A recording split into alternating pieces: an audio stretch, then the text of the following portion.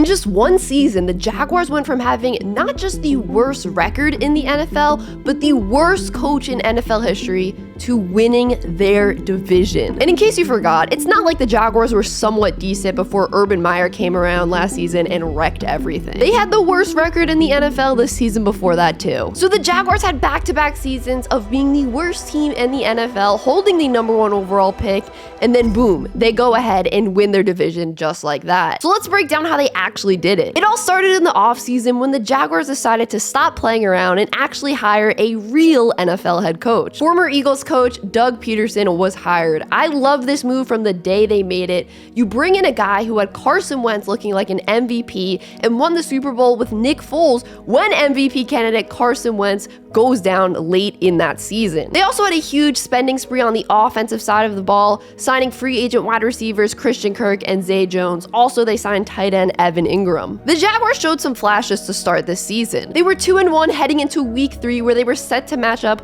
with the undefeated Philadelphia Eagles. And if you guys remember, this was a really hyped up matchup because Jacksonville's defense was playing really well up to this point. In this game versus the Eagles, the Jaguars went up 14-0 pretty quickly, but the wheels came off the bus after that. The wheels just didn't come off the bus for this game, which they went on to lose, but they were also off the bus for the next few weeks. This loss versus the Eagles was the start of the Jaguars' 5-game losing streak. Heading into their week 11 bye, the Jaguars were 3-7. They were in 3rd place in the AFC South behind the Colts and the 1st place Titans, who held a 7-3 record. But everything changed for the Jaguars after that bye week. In their game before the bye, the Jaguars lost to the Chiefs. After that game, Doug Peterson told the team, "I got a crystal ball. This season is going to come down to week 18. We're going to have a chance to make a run." Remember, they were 3-7 when Doug Peterson said this to the team. In their first game after the bye, the Jaguars were down late versus the Ravens. With 1:59 left in the game, the Ravens had a 99.1% chance to win. What did the Jaguars do though? They drove down the field.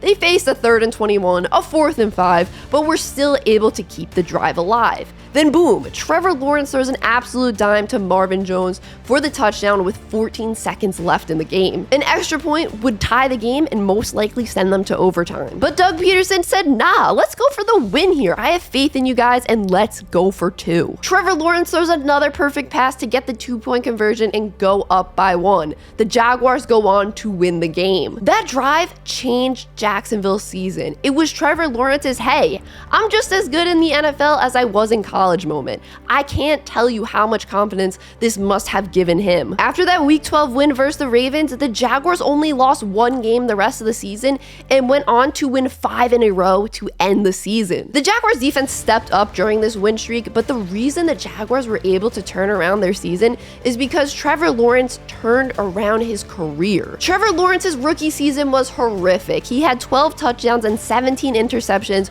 which was the most interceptions thrown in the league last season. His quarterback ranking was the 3rd worst in the NFL, only ahead of Zach Wilson and Sam Darnold. Clearly, he lacked confidence, and listen, I would lack confidence too if Urban Meyer was my head coach. But I think this lack of confidence followed him into the beginning of this season too. There is no doubt in my mind that Doug Peterson's crystal ball speech heading into the bye week gave Trevor Lawrence's confidence a huge boost. In those 7 games after the bye, Trevor Lawrence had 3 300-plus yard passing games after only having 3 in his whole career before that. He was throwing the ball with so much more confidence, making much better decisions, and playing like the Trevor Lawrence we saw at Clemson. Ryan Michael tweeted out this stat that I think is really crucial. He said, with only 8 interceptions in 584 passing attempts, Trevor Lawrence ends 2022 with a 1.36 interception percentage. That ranks #1 in the AFC. Considering 2 of the 8 INTs were off of Hail Mary attempts and Lawrence's aggressive style of football, it's a mind-numbing stat. I mean, that just shows the total turnaround in Lawrence's game and how he was able to cut down on the turnovers and just play smart football. So it turns out Doug Peterson's crystal ball was right, and the Jaguars season came down to week 18 versus the Titans. They went down 10-0 early, but adversity was nothing new for the Jaguars. Trevor Lawrence played a solid game, definitely not his best game of the year by far, but the defense stepped up big to get them the 2016 win and clinch the AFC South division crown. Even if the Jaguars don't win their first playoff game versus the Chargers, I would still call this season a huge success for them. They have found their head coach. They finally have Trevor Lawrence playing like Trevor Lawrence, and they have a young, hungry defense that is only going to get better.